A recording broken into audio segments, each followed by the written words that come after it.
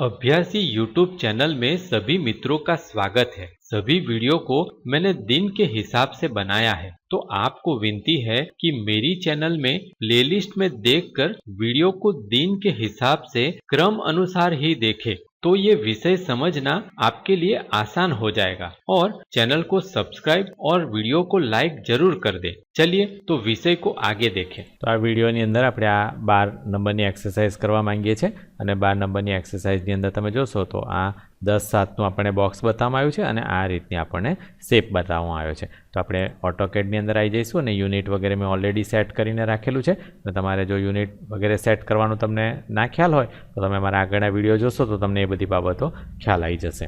આપણે અહીંયા REC type કરીશું, સ્પેસ બાર આપીશું અને અહીંયા આપણે 0,0 લઈ એન્ટર આપીશું અને 10,7 કરીને આપણે બોક્સને બનાવી દઈશું। ત્યાર પછી આપણે એને ઝૂમ કરી લઈશું।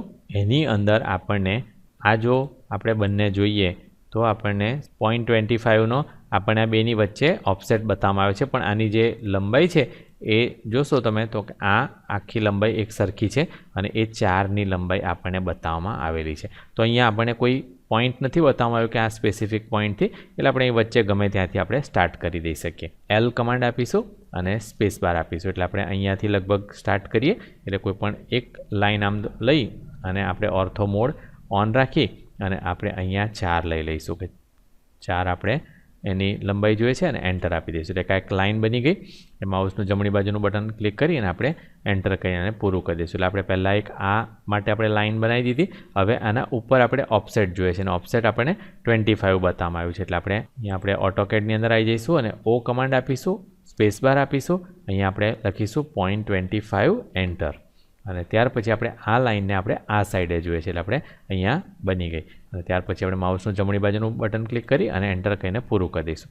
હવે જે આ નાનું સર્કલ છે એ આપણે અહીંયાથી આપણને સેન્ટર પોઈન્ટ બતાવવામાં આવ્યું છે અને આ જે મોટું સર્કલ છે એ આપણને આ પોઈન્ટ પર બતાવવામાં આવ્યું છે। તો જે નાનું સર્કલ છે એની રેડિયસ બતાવવામાં આવ્યું છે 1.25 અને મોટું જે સર્કલ છે એનું રેડિયસ 1.5 બતાવવામાં આવેલું છે।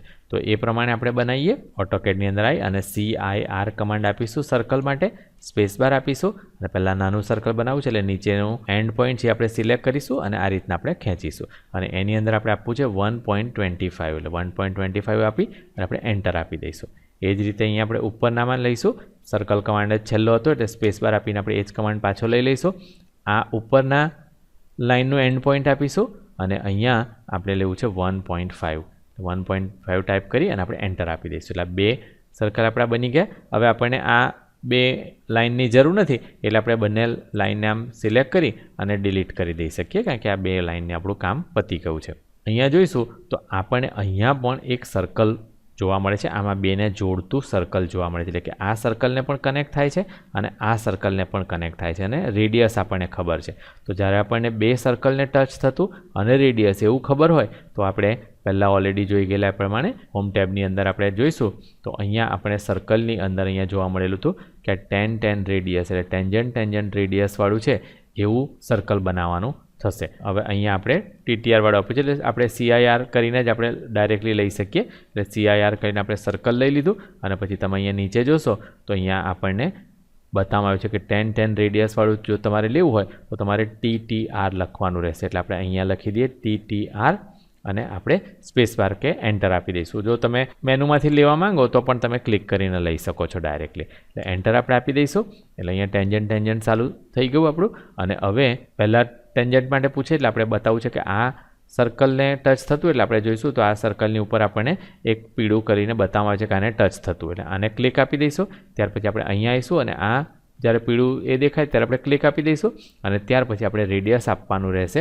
અને રેડિયસ અહીં બતાવવામાં આવ્યું છે આપણને 4.88 એટલે આપણે અહીં લખીશું 4.88 અને એન્ટર આપી દઈશું એટલે આપણે એક મોટું સર્કલ અહીંયા બની ગયેલું જોવા મળશે।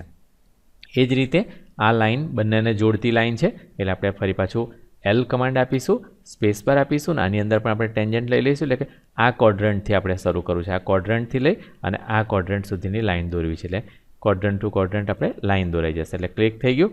માઉસનું જમણી બાજુનું બટન ક્લિક કરીને આપણે બંધ કરી દઈશું એટલે આ વસ્તુ આપણને આ રીતનો શેપ બની ગયો। હવે આ બધી જે અનવોન્ટેડ લાઈનો છે એને આપણે ટ્રીમ કરવાની રહેશે અને એની માટે આપણે કમાન્ડ ખબર છે TR કમાન્ડ આપીશું ટ્રીમ માટે, સ્પેસ બાર આપીશું અને અત્યારે આપણે આ બધી જ કટિંગ એજ પણ છે અને એમાંથી અમુક વસ્તુ કટ પણ કરવી છે એટલે આપણે અહીંયાથી ક્લિક આપી અને આ રીતે આપણે સિલેક્ટ કરી લઈએ એટલે બધી જ લાઈનો આપણી સિલેક્ટ થઈ જશે. એટલે 3 સર્કલ અને આ લાઈન બધું વસ્તુ આપણે સિલેક્ટ કરી લીધું. માઉસનું જમણી બાજુનું બટન ક્લિક કરી દીધું.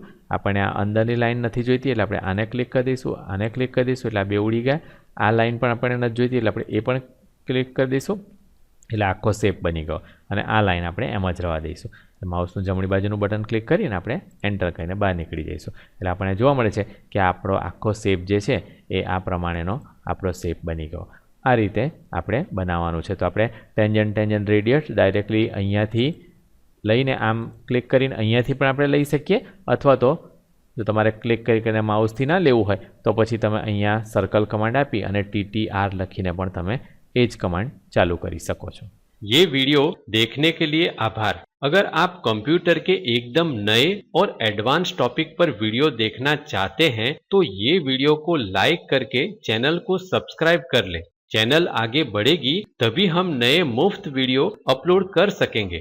आशा है कि आप लाइक, शेयर और सब्सक्राइब जरूर करेंगे. अगर आप ये वीडियो में इस्तेमाल होने वाली PDF फाइल व्हाट्सएप पर खरीदना चाहते हैं तो ये लिंक को देखें. वीडियो डिस्क्रिप्शन में भी ये लिंक दी है.